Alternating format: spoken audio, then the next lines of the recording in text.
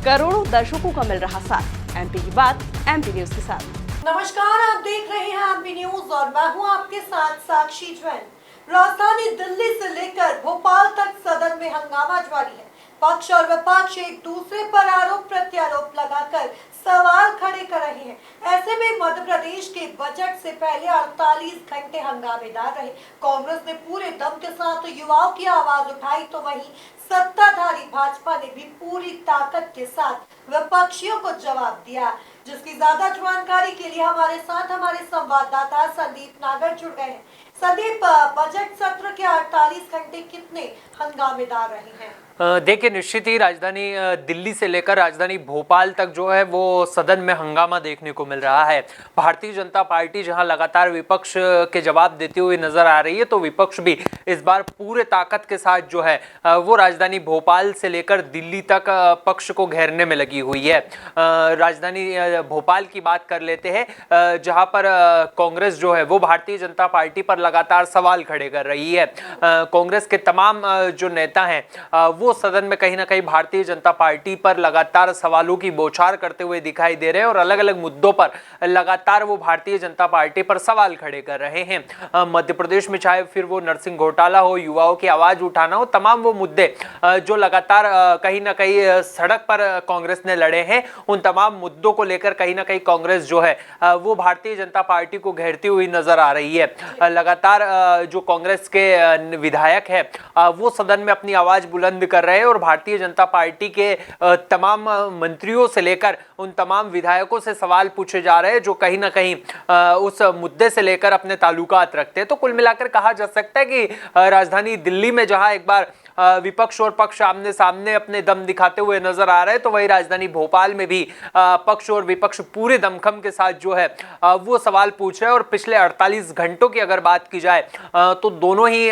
जगहों पर, दिल्ली की बात कर ले या भोपाल की बात कर ले, दोनों ही जगहों पर हंगामेदार सदन रहा है और कहीं ना कहीं दोनों ही जगहों पर तमाम देश के वो मुद्दे उठाए गए जो कहीं ना कहीं आम लोगों से ताल्लुकात रखते हैं। तो कहा जा सकता है कि भारतीय जनता पार्टी जहां लगातार विपक्ष के सवालों का जवाब देती हुई नजर आ रही, तो उतनी ही दमदारी के साथ विपक्ष भी सवालों की बौछार करते हुए नजर आ रहे हैं और लगातार पक्ष यानी भारतीय जनता पार्टी से सवाल खड़े किए जा रहे हैं और सवाल पूछे जा रहे हैं। अब देखना होगा कि कल जब मध्य प्रदेश का बजट आएगा तो क्या कुछ इसमें नया देखने को मिलेगा और विपक्ष जो है जिस तरीके से पिछले 48 घंटों में भारतीय जनता पार्टी और पक्ष पर सवाल करते हुए नजर आ रहा है, क्या बजट सत्र के बाद में भी लगातार वो इसी तरीके से अपनी जो आक्रोश वाली छवि है, जिस तरीके से प्रश्नों के कार्यकाल और प्रश्न काल में जो सवाल करते हुए नजर आ रहा है, क्या वो आने वाले बजट के बाद में भी ये सवाल करता हुआ नजर आएगा? क्या कुछ परिवर्तन होगा, ये आने वाले दिनों में देखने को मिलेगा।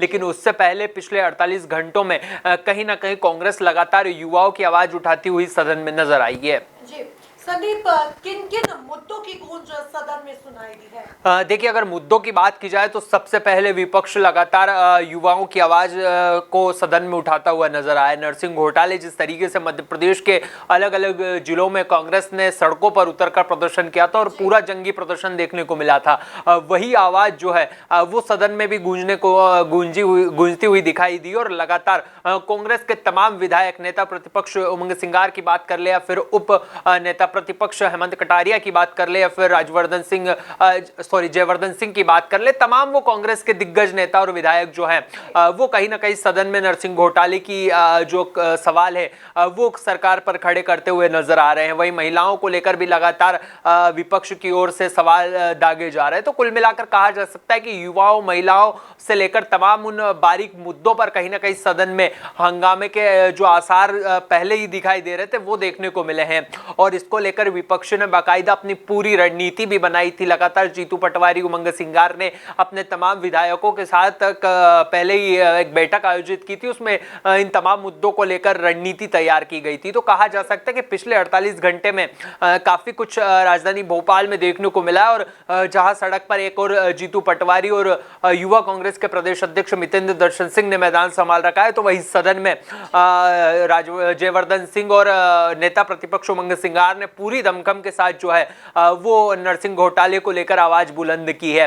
वहीं अलग अलग मुद्दों पर लगातार दोनों ही राजनीतिक पार्टियां आमने सामने दिखाई दे रही है और कांग्रेस जो है वो लगातार नीट मामले को लेकर भी सरकार पर हमलावर है।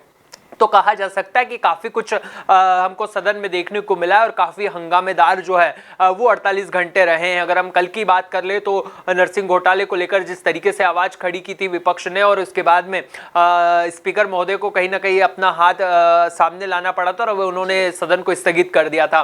वहीं आज भी जैसे ही सदन की कार्यवाही 11 बजे शुरू होती है तो पूरा विपक्ष एक साथ अपनी आवाज उठाता हुआ नरसिंह घोटाले की बात को रखता हुआ नजर आता है और जब सदन पटल पर इसकी आवाज गूंजती हुई नजर आती है तो कहीं ना कहीं स्पीकर महोदय को अपने रुख इख्तियार करने पड़ते। तो कहा जा सकता है कि पूरी ताकत के साथ जो दोनों ही पक्ष और विपक्ष है वो अब आमने सामने दिखाई दे रहे हैं। अब देखना होगा कि कल जब बजट सत्र मध्य प्रदेश का पेश होगा तो क्या कुछ बदला हुआ देखने को मिल सकता है। जी संदीप, यही सवाल मैं पूछना चाहूंगी कि कल बजट सत्र भी आने वाला है तो क्या कुछ उम्मीदें जताई जा रही है बजट से?